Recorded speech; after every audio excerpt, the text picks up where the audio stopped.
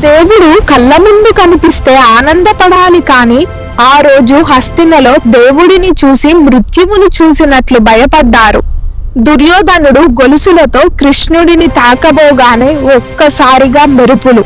కృష్ణుడు విరాట్ రూపం ఎత్తడం మొదలు పెట్టాడు. శ్రీకృష్ణుడి శరీరం నుంచి కోటి సూర్యుల వెలుగు.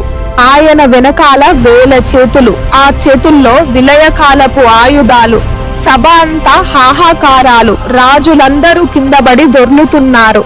దుర్యోధన, నన్ను బంధిస్తావా? అదిగో నాలోనే సమస్త దేవతలున్నారు.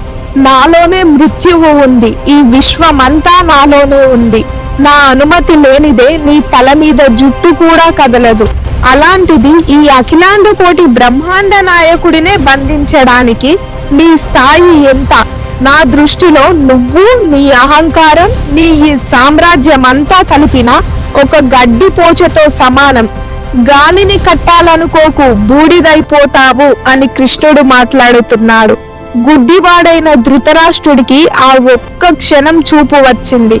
ఆ భయంకరమైన రూపాన్ని చూసి చాలుదేవా, తట్టుకునే శక్తి లేదు అని కళ్ళు మూసుకున్నాడు.